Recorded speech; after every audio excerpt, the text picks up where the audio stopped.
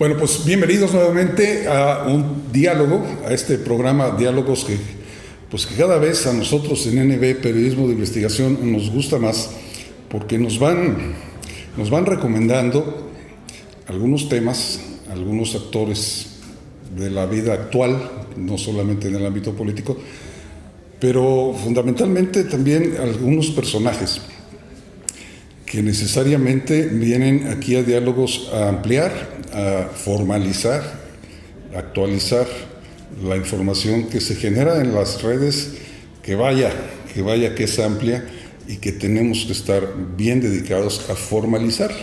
Y por eso me da mucho gusto, Juan Bueno Torio, que estés con nosotros ahora, porque las redes hablan de ti. Las redes hablan de ti y hablan de un personaje que usted seguramente lo recuerda, porque no es solamente en el ámbito político, sino en el ámbito de la función pública. También lo conocimos como panista, después lo vimos en un esfuerzo muy interesante que fue quizá el primer exitoso en el estado de Veracruz como un candidato ciudadano a la gubernatura, y recálculo de exitoso porque no es nada fácil, ni antes ni ahora. Nada fácil. Ni antes ni ahora. En la función pública, en un cargo nacional importante, en la empresa más importante de México, Petróleos Mexicanos. Fuiste director de refinación. De Pemex Refinación, sí. De Pemex Refinación. Fue el primer diputado federal electo de la oposición. Del PAN, porque también esa misma elección hubo uno en Coatzacoalcos, del PRD. Fuimos dos de oposición en esa primera vez que la oposición gana dos espacios, pero sí, el primer diputado federal electo por mayoría del PAN aquí en el estado de Veracruz. El estado es un tema de Pero antes te saludo, Luis Emanuel, muchas gracias. Ya estoy bien metido. Sí, te saludo y muchas gracias por la invitación. Un placer. Además, casi paisanos, tuvimos oportunidad de convivir en la juventud, pues porque crecimos en Córdoba, sí. Aunque él es un poquitito mayor que yo, aunque no se le note, pero bueno. Ibas con mi hermano Luis en la escuela, ¿no? Con Luis, sí, fuimos compañeros, sí. Con Luis Bueno en aquel colegio José Antonio González Peña. Ahí, nos tocó, ahora hemos estado hablando de esta semana de educación por lo de los libros, sí. Y nos tocó a tu hermano y a mí participar en el primer ejercicio que hizo la UNAM, porque estábamos incorporados a la UNAM en aquel sistema personalizado activo que creó toda una escuela y que ahora es parte del diálogo nacional. Pero bueno, vamos a platicar, Juan, y la primera pregunta también tiene que ver con su historia y con su entorno, porque cuando fue senador de la República, en alguna ocasión él propuso o insistía en que hacían falta por lo menos 3 refinerías en el país, ¿te acuerdas? Sí. Hace unos 10 años o más. Sí, pues desde que era yo director de Pemex Refinación. Desde que era director de Pemex Refinación, estuvimos planteando la construcción de una refinería aquí en Tuxpan, sí. Entre la laguna de Tampamachoco y el mar. Había ahí cerca de 1,000 hectáreas que tenía Pemex, que debe tener Pemex. Juntos estaban las termoeléctricas, y entonces podía ser una refinería energética, en donde el coque, como subproducto derivado del combustóleo, se fuera a las termoeléctricas, y entonces sería un conjunto muy bonito, muy eficiente y muy competitivo, pero lamentablemente no se hizo. La otra propuesta era ampliar al doble la refinería de Salina Cruz, donde ya estaba toda la infraestructura, derechos de vía, lo mismo que en Tuxpan, derechos de vía, el puerto, ductos, todo listo, y una más que estuvimos pensando en el Pacífico, entre Guadalajara y Mazatlán, para poder abastecer de combustibles no solo la costa pacífica de México, sino junto con Salina Cruz, con gasolinas de muy alta calidad para entrar a California, al estado de California, Estados Unidos. Pero finalmente pues terminó el gobierno del presidente Fox y ya no se hizo este proyecto. Decidieron después en el gobierno de Felipe Calderón intentar hacer la refinería en Tula, pero no era muy rentable hacer la refinería en Tula. También eso lo dije posteriormente cuando estuve en el Senado, y finalmente pues resultó lo que resultó. no se hizo la refinería en Tula. Que lleva un nombre de amor, ¿no? Sí, Sepúlveda. Amor. Sí. Sepúlveda, Amor. Sí. La conocí esa refinería en Tula. Pero bueno, al final de cuentas llegan los morenos y refinería en Dos Bocas. Pues sí, yo desde mi punto de vista creo que no fue una buena decisión por el tipo de suelo en donde está, pero además está alejada del mercado. Tenemos refinería en el Golfo, tenemos la refinería de Madero, entonces de ahí se puede atender los puertos del Golfo con esa refinería. Está la de Minatitlán también, que tiene salida a Pajaritos, entonces había suficiente. Está muy cerquita Minatitlán de Dos Bocas, creo que está a 150 kilómetros, una cosa así, no pasa de 200, y está muy lejos del mercado. Y esta refinería que le hicieron en ese lugar, pues la única salida que tiene de producto es por mar, aunque dicen que puede salir por ferrocarril, pero no hay vía, la carretera es muy angostita, no la han planteado, imagínate. ¿Mover gasolinas por ferrocarril? Sí, Pemex mueve gasolina por ferrocarril, de Tula y de Salamanca a Lázaro Cárdenas, y de la costa se mueve. Pemex mueve como ahorita no sé cuánto, pero en mi tiempo andábamos moviendo alrededor del 30% de todo el combustible por ferrocarril. Combustóleo también se mueve mucho por ferrocarril, entonces sí se usa el carro tanque, es autotanques, ruedas de hule, trailers, carro tanque, que son los ferrocarriles, barcos y ductos. El transporte más barato es por ducto. Entonces, desde ahí, desde Dos Bocas, primero abastecerse de crudo va a tener que ser por barcos a unas monoboyas que metan el crudo a la refinería. Y luego la salida pues va a tener que volver a ser por barcos a las monoboyas, a otras, para darle salida a la cantidad de gasolina que va a haber ahí, porque la carretera que existe ahorita de Paraíso hacia la autopista entre Coatzacoalcos y Villahermosa, pues es muy angostita, es de ida y vuelta, o tendrán que ampliarla mucho por la cantidad de trailers que van a tener que mover en esa zona. ¿Y a qué correspondió desde tu óptica, pero también desde tu conocimiento y experiencia, a qué correspondió entonces esa decisión, si técnica y comercialmente? Pues yo creo que fue una decisión del propio presidente, que tiene pues él es el presidente del Poder Ejecutivo, del presidente del país, es el Poder Ejecutivo del país, y pues él decidió hacer la refinería, desde mi punto de vista también sin un análisis profundo de estos temas, y también sin un análisis profundo de la ingeniería que se requería para esa refinería, y sobre todo de mecánica de suelos, y luego pues de la tecnología que se iba a utilizar en esa refinería, porque ahora mucho del crudo que hay en el Golfo de Campeche, en la zona de Campeche, es un crudo muy pesado, 8 o 12 grados API, cuando lo normal deben ser 32. Es un crudo ligero más o menos. Entonces sí es más problemática esa refinería, y lo estamos viendo pues con el resultado de la construcción. Pensaron que la podían hacer con $8,000 millones, cuando las empresas que cotizaron $14,000 millones, y 2 años y medio a 3 para construirla, pues decidieron que Pemex la construiría con $8,000 millones y que en 2 años estaría produciendo gasolina. Bueno, pues ya vemos y sabemos por los medios que van cerca de $24,000 millones ya invertidos, 3 veces más, y que pues ya van 3 años también, y que la gasolina y que la refinería todavía no produce gasolina, y yo creo que todo este año no va a producir, porque ahí seguimos viendo cómo pasan equipos en la carretera que van para la refinería de Dos Bocas, lo cual quiere decir que no está terminada. Bueno, pues una voz autorizada. Pues ya ni tan autorizada, porque pues mire, yo salí de Pemex en el 2006. Sí, es correcto. Ya tenemos yo tengo 17 años que salí de Pemex, pero sigo las noticias, sigo la información de Pemex. Hay una página en Petróleos Mexicanos donde pues está todo el desempeño, y ocasionalmente me meto a ver qué está pasando en refinación, y la verdad pues es triste que no se le ha metido el suficiente mantenimiento y las refinerías pues están abajo del 50% de su capacidad, entonces, de producción. Entonces, pues sí, es triste ver que eso está pasando. ¿Y por qué quisiste ser gobernador? Porque mira, pues yo entré al PAN en 1994 en el ánimo de apoyar a un candidato a la presidencia municipal de Córdoba.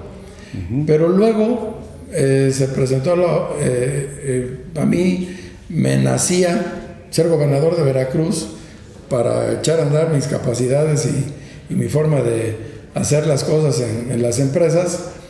Siempre he sido una persona cercana a la gente por los propios negocios, tanto de café como de arroz, mucho vínculo con el sector productivo del campo y pues viendo las carencias, las necesidades que tiene nuestro estado de Veracruz o que tenía en aquel tiempo, pues dije, pues yo como que me dan ganitas de entrarle a asumir la responsabilidad de ser gobernador para pues innovar y desarrollar muchas cosas en nuestro estado que impactaran favorablemente en el desarrollo social y humano de nuestro estado, que en aquel tiempo estaba mal.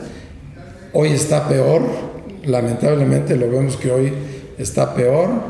Ha habido muchos gobiernos después de ese tiempo y vemos que pues hoy tenemos el 60% de los veracruzanos viviendo en pobreza. Hoy tenemos el 52% de pobreza laboral, gente con capacidad de trabajar que no puede trabajar, que no tiene ingreso suficiente a través del salario, y eso pues nos lleva a que un estado como este, tan importante en el ámbito nacional, pues no le dé satisfactores a sus habitantes para vivir medianamente bien. Y luego si le ponemos ahí que quitaron el seguro popular y que los problemas de inseguridad están ahuyentando inversiones y que no se crean, por lo tanto no se crean suficientes empleos. Entonces, bueno, algo tiene que suceder en nuestro estado de Veracruz para darle vuelta a esta circunstancia que está evitando un mejor desarrollo que le garantice mejores condiciones de vida a los veracruzanos. Acabo de ver en días pasados el índice de competitividad estatal de nuestro país. Veracruz está en el número 27. 27. Un estado como este no es competitivo. De los más ricos, creo. Pues no, yo ya... Bueno, con los potenciales más amplios. Yo eso sí, sentidos, ¿no? Con un gran potencial, pero Veracruz ya hoy por hoy no es de los más ricos del país, no, bueno, es de los más pobres del país. Pero su potencial sigue siendo importante. Ah, sí, o sea, tiene un gran potencial. Un potencial que no se va a poder desarrollar adecuadamente si no mejoramos los índices de competitividad. Hoy México y Veracruz tienen una gran oportunidad de dar un salto enorme para el desarrollo económico y con él, pues, generación de empleo y mejorar el nivel de vida de los veracruzanos, que es la atracción que está teniendo México como país de las empresas que salen de China por el problema político que tienen China y Estados Unidos. Entonces, ahí hay un gran desarrollo económico en China, se fueron muchas industrias allá y ahora están queriendo salir de China y se quieren venir a México. Pero México, en muchas regiones del país, no se muestra competitivo. ¿Y qué ven las empresas? Ven que haya suficiente gas, que haya suficiente energía eléctrica, vías de comunicación, que haya educación adecuada para los jóvenes en las universidades.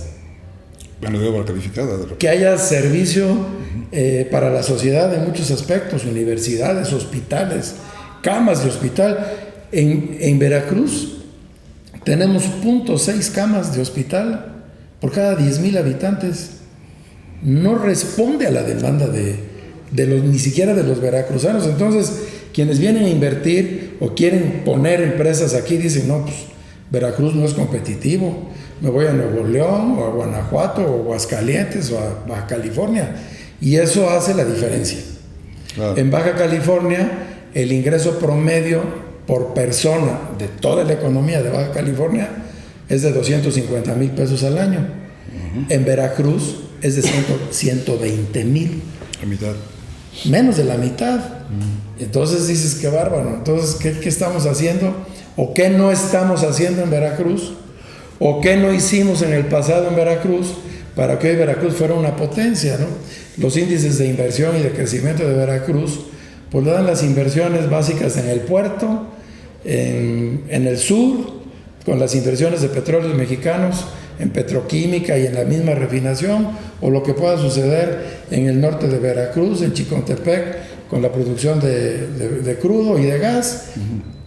Pero ese es el crecimiento que estamos teniendo en Veracruz. O sea, en el pasado, y te digo del pasado desde Miguel Alemán,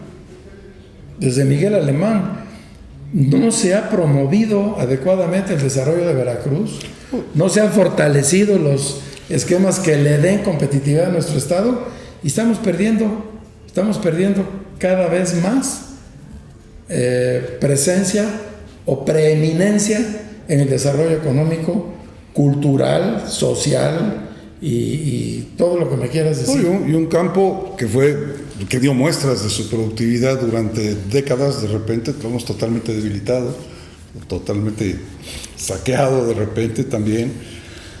Pero bueno, para Agustín Acosta Lagunas decía: Veracruz, granero y yunque de la nación.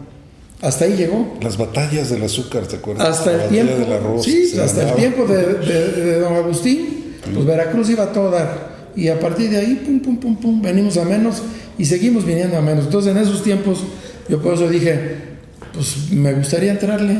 Es un rato bonito, pero pues no se dio. Bueno, pero actualmente hay oportunidad, porque de todas formas, para transformar Veracruz como entidad, sí hay que transformar algunas cosas en México. Y tú estás más en proyectos nacionales que estatales, por lo que percibo en redes. Pues sí, mira, lo que tú mismo manejas en tu Facebook. Yo ahorita, después de que salí de la actividad pública, como funcionario público, pues regresé a mis actividades empresariales, de las que salí en 1997, cuando fui diputado federal electo en aquel tiempo. Entonces, pues regresé y yo tengo mis actividades propias de café, arroz, inmobiliarias. Tenemos alguna otra actividad por ahí de servicios, etcétera, transformación industrial, agroindustria, sobre todo en el café y en el arroz. Entonces, pues ahí estoy inmerso ahorita, y con la irrupción de Xóchitl en el Xóchitl Gálvez en el panorama nacional, pues ahora que vino a Veracruz me echó un teléfono y dice: oye, ayúdame a organizar ahí un evento en Veracruz. Pues con mucho gusto. Como fuimos compañeros en el gabinete del presidente Fox, ella estaba en la Comisión Nacional para el Desarrollo de los Pueblos Indígenas, y en un tiempo yo fui subsecretario de Economía, en donde con los programas que teníamos apoyamos la microempresa dentro de las zonas indígenas que ella estaba apoyando. No desde ahí, sino con antelación, porque ella tenía sus actividades de apoyar a zonas indígenas antes. Pero cuando llegó ahí, pues conjuntamente con los programas de la Secretaría de Economía y de la Subsecretaría de la Micro y Pequeña Empresa, pues ahí incidimos. Y luego, cuando estuve en Pemex, pues también tuvimos alguna relación, porque para esos municipios que eran muy atrasados, ella consiguió a través de la comisión que Pemex y por mi conducto pues se le apoyara con diésel y gasolina, asfalto a esos municipios para mejorar calles y caminos rurales vecinales, lo cual pues nos hizo crear una buena relación. No te digo que una gran amistad así de todo eso, pero nos hizo crear una buena relación que perduró y se mantuvo. En ocasiones nos vimos posteriormente, y ahora que vino a Veracruz pues recordamos algunos temas de esos, y yo estoy puesto para apoyar a Xóchitl o a cualquiera de las personas que están hoy en el camino para ser los coordinadores del Frente por México, para apoyarlos a seguir adelante. ¿Y le ves alas para ese vuelo a Xóchitl en particular? Sí se las veo, porque es una persona luchona, es una persona preparada, que se ha preparado muy bien, que es una señora que viene de la cultura del esfuerzo personal, es persistente, se ha fijado sus objetivos y los ha ido cumpliendo y los ha ido logrando. Y yo creo que con la experiencia que tiene, su mente de ingeniero, que los ingenieros pues tienen una capacidad especial para organizar y ver situaciones, y el éxito que ha tenido ella en su empresa como ingeniero y en el desarrollo ahora de la inteligencia artificial, y haciendo edificios inteligentes, no solo en México, sino en otras partes del mundo, pues es una señora que tiene capacidades, tiene mundo, tiene don de mando, tiene capacidad de mando, tiene don de gente, porque no olvida su raíz indígena y sigue apoyando zonas y regiones indígenas para tratarlas de hacer salir adelante de su situación, que en muchos casos es una situación deprimente, hay que decirlo, lastimosa, pero ella nunca ha dejado de estar impulsando eso. Entonces, yo creo que es una señora que conoce bien el país, conoce bien la forma de mandar, conoce bien la forma de lograr objetivos y sobre todo de dar resultados buenos, que es lo que necesitamos en México, buenos resultados. Fíjate, hay un caso que algunos decimos estamos sufriendo, un personaje con carisma, con proyecto, preocupado, 20 años dedicado a este tema, con buen alcance en el pueblo bueno y sabio, llega a la presidencia de la República con un buen proyecto, un proyecto de nación interesante a través de toda una serie de documentos involucrados en un movimiento de regeneración nacional, pero desde alguna óptica, y voy a hablar desde la mía, incapaz de crear un equipo adecuado para conseguirlo, y pudieras tener pues muchas cualidades como las que has descrito para Xochitl, pero me faltó ese tema, o sea, sabe trabajar en equipo, sabe escoger a la gente, o sea, vamos. Mira, una persona que empezó su empresa, ella solita, que se consiguió una computadora fiada, y empezó a generar y a desarrollar software e inteligencia electrónica, y hoy tiene una empresa con un montón de colaboradores con presencia en varias partes del mundo, pues sin duda que sabe trabajar en equipo y sin duda que sabe rodearse de las personas bien calificadas para que la acompañen en este proyecto, porque si no, su empresa hubiera fracasado. La competencia en este tipo de empresas a nivel mundial es enorme, es enorme, es durísima, y ella está presente ahí con su empresa. Entonces, pues ella tiene las capacidades. ¿Has platicado con ella de la necesidad de un gobierno de coalición, que algunos sectores lo... Sí, ella está consciente de que una vez resuelto este proceso, debe hacerse un gobierno de coalición, debe involucrarse a miembros de la sociedad en general, personas, hombres y mujeres, que tengan la capacidad de desarrollar adecuadamente las tareas que corresponden al gobierno federal. Entonces, ella, sin duda, después de este proceso, siendo ella electa la coordinadora del Frente por México, seguramente armará un equipo de trabajo interesante, importante, con gente de buenas capacidades, y finalmente vendrá la campaña. En ese proceso se hará un acuerdo para hacer un gobierno de coalición con los partidos políticos, como lo hizo Peña Nieto en su momento, pues después de que entró. Que no formalizó al final de cuentas, pero bueno. No se formalizó, pero se sacaron adelante reformas como la educativa, como la energética, como la de competencia económica y muchas otras que surgieron a partir de ese acuerdo que hicieron los partidos políticos con Peña Nieto en el castillo de Chapultepec, empezando el gobierno de él. Entonces, hoy tendrá que hacerse algo más formal porque los partidos se integraron al Frente Amplio por México con la condición de hacer un gobierno de coalición para sumar las capacidades y, desde luego, las propuestas y la visión, más que nada la visión de un amplio sector de la sociedad, en donde están metidos los partidos políticos también, y con el propósito de hacer un plan de gobierno que le satisfaga a los mexicanos, sobre todo en ir saliendo de la pobreza e ir mejorando las condiciones y la calidad de vida de los mexicanos, pasando por la buena educación y por los buenos servicios de salud. A mí me da mucho gusto platicar con Juan Bueno en esta ocasión, porque miren, de repente nos manifestamos a favor o en contra, por personas o no, pero bueno, cuando da la cara y dice yo le entro y pongo mi capital político, que lo tienes, sí, es indudable. Y aunque me dijeron muchos amigos que cuando me fui de independiente me dijeron ya perdiste todo tu capital político, y dije bueno, ni modo, el capital es para invertirse y a veces se pierde. Pero ¿sí lo percibes, el capital político al que me refiero? Yo creo que sí. Bueno, vamos, pues sí, ahora no vamos a invitar a NNB a un desconocido, a alguien, yo estoy seguro, pues que estas manifestaciones públicas, que a partir por lo menos de este programa, y digo por lo menos, de este programa vas a tener, pues pones en juego eso.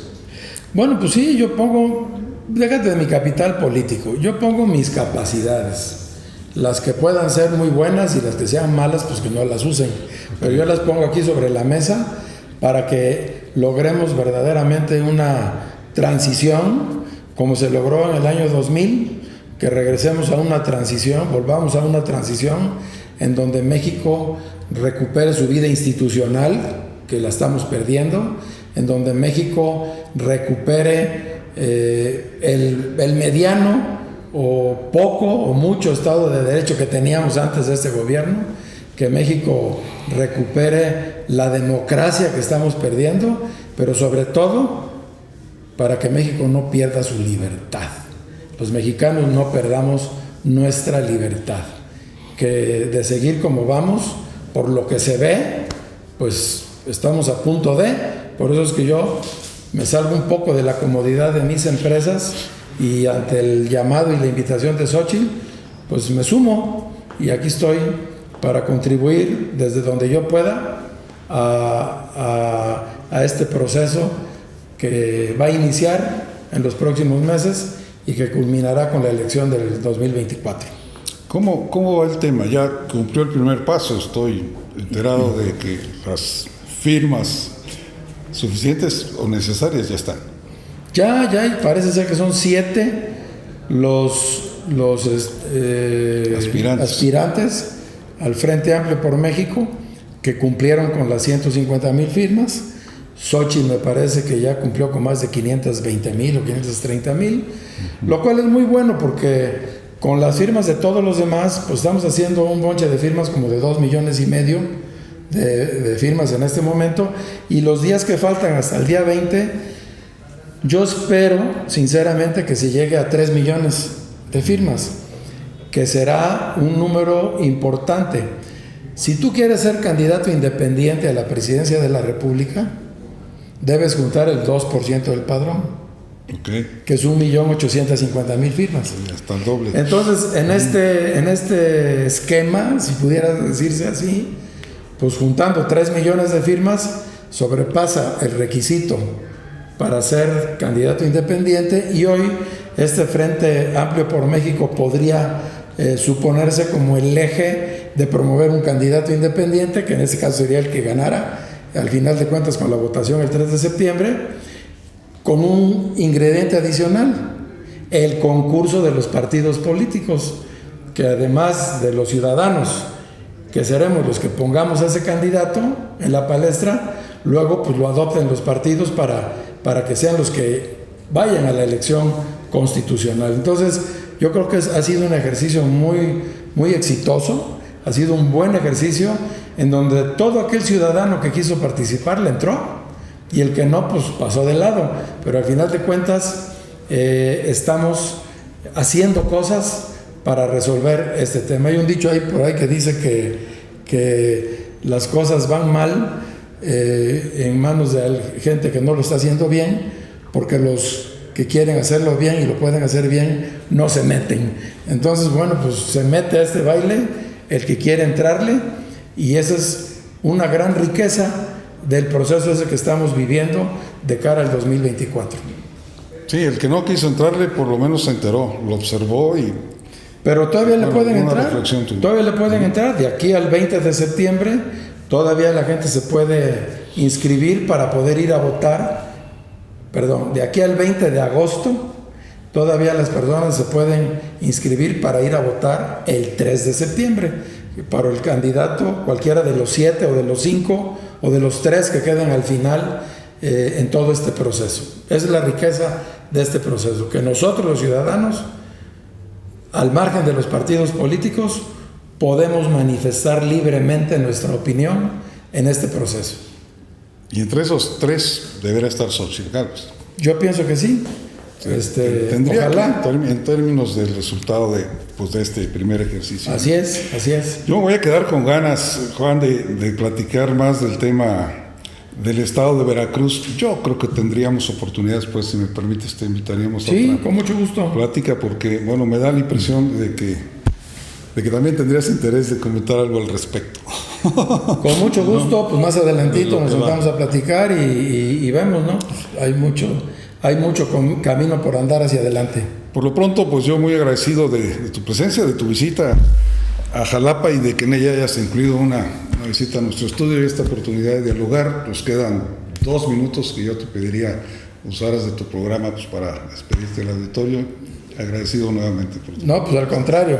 Muchas gracias aquí a Diálogos y a ti en lo particular por esta oportunidad, Luis, de poder compartir con tu audiencia ciertos comentarios y puntos de vista, y simplemente con la audiencia que hoy nos hace el favor de vernos y escucharnos, pedirles sinceramente que se involucren en los aspectos de la política.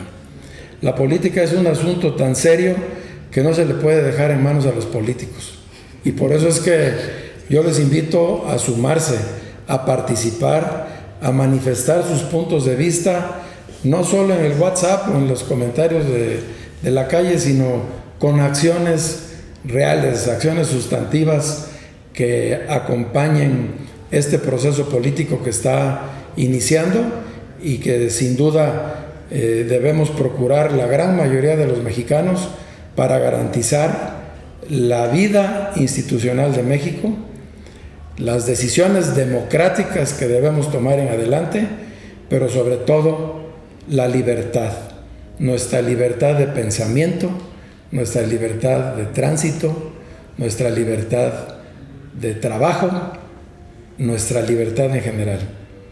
No la podemos perder, y a eso estamos llamados todos los mexicanos y veracruzanos en este tiempo. Muchas gracias por su compañía. Muchas gracias por su compañía en este día, y pues aquí a las órdenes para las próximas veces que con gusto me invites, aquí estaré. Un gusto. Luis. Gracias. Muy amable. Continuamos.